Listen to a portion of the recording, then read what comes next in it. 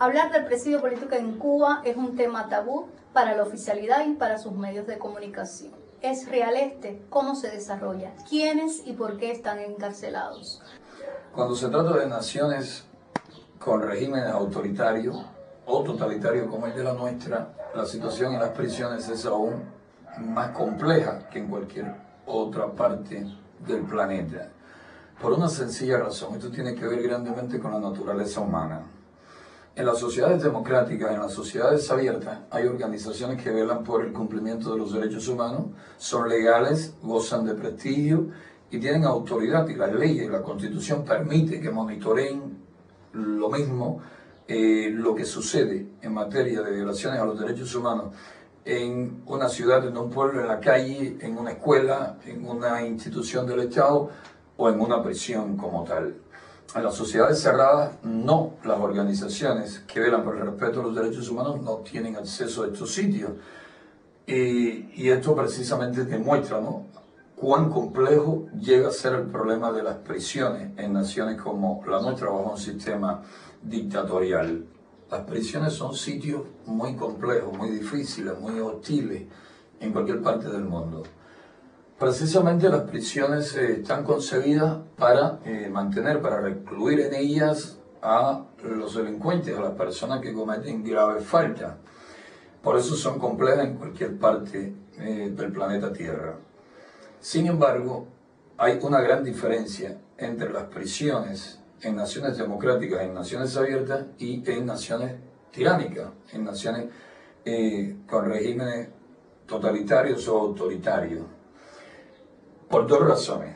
Una, porque en las naciones democráticas, las organizaciones que velan por el respeto a los derechos humanos y también el hecho de que exista un Estado de Derecho, que exista independencia entre los diferentes poderes del Estado, facilita que se monitoree, que se inspeccione, que se controlen los excesos que puedan venir de parte de los carceleros. Y a propósito sobre eso, Sinclair Lewis, un escritor norteamericano, dijo en una de sus obras que ningún ser humano era suficientemente bueno como para ser carcelero. Imagínate en una nación dictatorial donde no hay freno, donde no hay mecanismos de control hacia los carceleros, o si existen, funcionan de manera muy deficiente. De ahí los horrores que vemos, ¿no?, en cárceles como la cubana. Te decía que hay dos diferencias, ¿no? Hay dos cuestiones que hacen la diferencia entre una prisión del mundo libre y una prisión de una nación dictatorial. Además del monitoreo que pueden llevar a cabo las organizaciones de derechos humanos en las naciones del mundo libre, se estila, incluso es una máxima del derecho, de que es preferible que hayan 99 o 100 culpables en libertad a que haya un inocente en prisión. En el mundo totalitario se estila todo lo contrario. Encierran a 100, a 1000 inocentes y es difícil, es decir, es más común que estén los inocentes en prisión a que el culpable permanezca en libertad. Esa es una realidad que todos conocemos bastante bien. En las naciones democráticas, generalmente quienes se encuentran en prisión, salvo quizás algunos casos donde los tribunales han actuado arbitrariamente, son personas culpables de haber cometido algún delito. En las prisiones regidas por tiranía, muchos inocentes están en prisión y no solamente por motivos políticos. Es decir, al no haber independencia entre los poderes del Estado, al ser los tribunales una dependencia del poder político, por cualquier motivo político va a prisión cualquiera. Digamos, el régimen, por ejemplo, cubano, durante años ha facilitado la corrupción. De la noche a la mañana al dictador se le ocurre que hay que combatir la corrupción y van culpables a prisión, pero también van muchos inocentes. Y así ha pasado con diferentes planes, diferentes campañas puestas en práctica por el Partido Comunista, por el poder político, para combatir flagelos, para combatir cuestiones que afectan a la sociedad, pero que como los tribunales no son verdaderamente imparciales, no son independientes, pues el margen de error, las arbitrariedades y las chapucerías son excesivas. Ahora bien, José Daniel, del tema político, de los presos políticos, quisiera hablar más adelante, pero me interesa que me detalles en realidad cuáles son las condiciones reales de las cárceles respecto a la alimentación, ¿Existe o no hacinamiento en las cárceles? ¿Cómo es el tratamiento? ¿Cómo es el tema de la violencia en el mismo? Sí, tenemos que comenzar por el hecho de que Cuba es una de las naciones que más prisiones per cápita tiene. Según nuestra población, somos una de las naciones con más prisiones. Y además de ser una de las naciones con más prisiones, también somos una de las naciones con mayor población penal, ¿no? Para la cantidad de habitantes que tenemos. Hay hacinamiento, sin duda. Es decir, estamos hablando literas de 3 pisos, con capacidad para 3, pegadas una al lado de otra, con quizás 40 o 50 centímetros de separación y todas ocupadas. Y un pequeño baño al final, o un pequeño, y en algunas prisiones no hay ni baño. El baño es colectivo, está al final del destacamento y no da capacidad suficiente para una población penal. ¿De qué tipo de baño estamos hablando? Estamos hablando, por ejemplo, donde se hacen las necesidades fisiológicas, estamos hablando generalmente de un hueco a una cuarta del piso, generalmente con la peor higiene, porque es muy difícil para el preso y el Ministerio del Interior no lo facilita conseguir los productos necesarios para la limpieza, para el aseo, para la higiene del local. Sí, exacto. Entonces eso lo hace que la higiene siempre, generalmente, es la peor, es muy mala. La alimentación, pésima también. Alimentos muy mal elaborados, en cantidades insuficientes y de por sí alimentos de muy mala calidad, alimentos que generalmente ni a la población se le oferta, y sabemos lo difícil que es la alimentación para la sociedad en general. Si las amas de casa, si las familias cubanas pasan serias dificultades, serios problemas para poder llevar el alimento a la mesa, imagínate en una prisión. Además de la excesiva corrupción de los alimentos que llegan a la prisión, una buena parte termina en manos de los jefes, ¿no? Cuanto mayor es el cargo, cuanto mayor es su graduación, pues generalmente más cargan. Y eso es de lo que está destinado a la alimentación del preso. Por eso tantos casos de desnutrición, por eso tantas enfermedades que tienen que ver grandemente con una alimentación deficiente. La atención médica también muy difícil, escasean los medicamentos. Hay médicos en prisión de todo tipo. Está desde el médico muy humanitario que hace esfuerzos sobrehumanos para dar lo mejor de sí, de su profesión, pero estos escasean, son muy escasos. Generalmente, el médico con que cuenta el reo en prisión es un médico recién graduado que va a hacer esto que llaman servicio social, que entra incluso a menudo muy humano, muy preocupado por el mismo mecanismo de la prisión, la misma crueldad, la misma perversión de los jefes de la prisión le endurecen el corazón y además le obligan a ser duro con el preso. Le hacen ver al médico de que esos seres humanos, a quienes debe atender, más que seres humanos son como animales y que no para nada merecen o se le debe dispensar la mejor atención. Son muchos los casos de personas, de reclusos que han muerto en prisión por no tener a tiempo la debida atención médica. Y luego, si nos los permite, te podemos contar varias anécdotas, las que el programa permita, porque son cientos de anécdotas, ¿no? Las que uno vivió en prisión con esta cuestión, tanto con la cuestión del hacinamiento, de la mala alimentación, la cuestión de la mala atención médica, pero está también el grado de afectación mental a que llega un ser humano en un ambiente tan hostil, tan cruel, tan difícil, tan complejo. Son decenas los reclusos que en todas las prisiones de mayor rigor en Cuba se autoagreden diariamente, semanalmente, atentan contra sí mismos, muchas veces buscando que se le brinde adecuada atención médica, que se le haga justicia ante cualquier abuso que algún superior haya cometido, pero otros lo hacen sin la más mínima razón, ni siquiera reclamando un derecho. Es que están en tal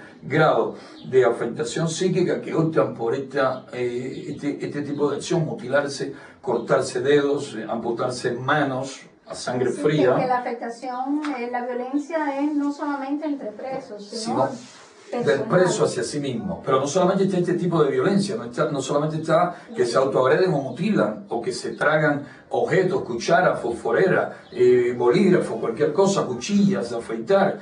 Está también la violencia, el alto nivel de violencia que existe entre reclusos. Esto generalmente se da por el alto consumo de drogas dentro de los penales, generalmente pastillas, psicofármacos, ¿no?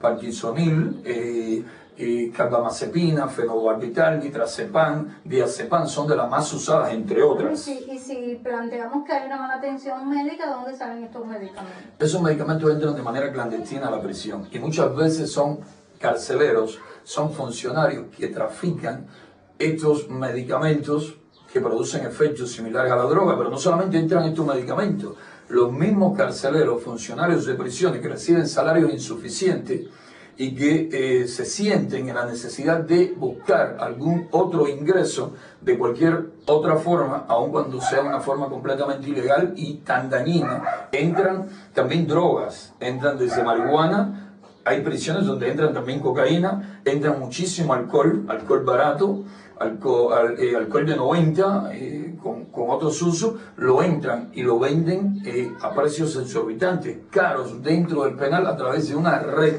de presos comunes que se dedican a este tipo de cosas. Entonces, ¿de qué rehabilitación estamos hablando? Estamos planteando entonces que hay todo un sistema de corrupción los encargados de velar por la supuesta rehabilitación del preso. Completamente. Rehabilitación no existe ninguna. En la prisión hay reclusos que viven de fabricar armas blancas. Puede parecer difícil, solo un preso con todo el tiempo del mundo lo logra. Los angulares, el metal de la litera, metal grueso, difícil de cortar, con un bisturí, ¿no? Con un bisturí comienzan rayándolo y con toda la paciencia del mundo le llegan a sacar una pieza a estos angulares, a este metal. Y de ese metal, con toda la paciencia del mundo, terminan haciendo un cuchillo, un puñal, un arma blanca capaz de ocasionarle la muerte a cualquiera. Entonces, eso, además de esa fabricación de armas rústica, también entran cuchillos. Muchas veces los mismos guardias, un preso que quiere ajustarle cuenta a otro preso, paga bien, o a través de su familia le paga bien a un guardia, y este guardia le entra el arma blanca, o es decir, a un carcelero, o la familia se la arregla de alguna habilidad, burla los mecanismos de control, y entra en el arma blanca. Esto también es muy común en las prisiones cubanas, principalmente en todas las prisiones de mayor rigor. La violencia, el otro tipo de violencia, la excesiva violencia de los carceleros contra los reclusos.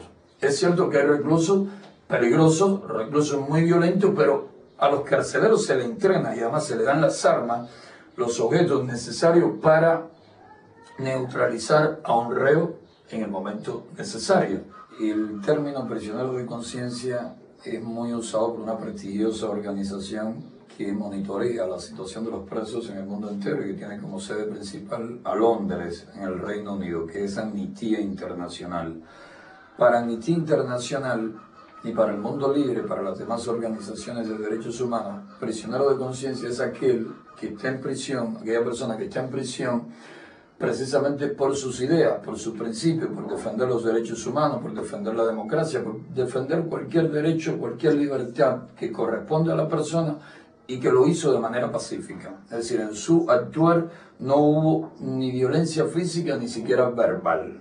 Lo estaba haciendo de la manera más sana, o lo hace de la manera más sana, más justa que pueda hacerse. Por eso la diferencia entre una persona que pueda ser solo considerado prisionero político y una persona que pueda ser considerado prisionero de conciencia. Automáticamente, si eres prisionero de conciencia, eres prisionero político, pero no necesariamente si eres prisionero político, eres de conciencia. Si te alzas en armas, se utiliza violencia, Fidel Castro y los asaltantes al Moncada eran prisioneros políticos, pero no eran prisioneros de conciencia. Actuaron violentamente contra el régimen que había en la nación en ese momento. Y en las prisiones hay muchas diferencias entre un preso y otro. El preso común, que generalmente se adapta a todo proceso de adoctrinamiento político, si bien hablábamos de que la rehabilitación no funciona en cuanto a que moralice al delincuente, sí es cierto que lo convierte en el ser más hipócrita de la tierra.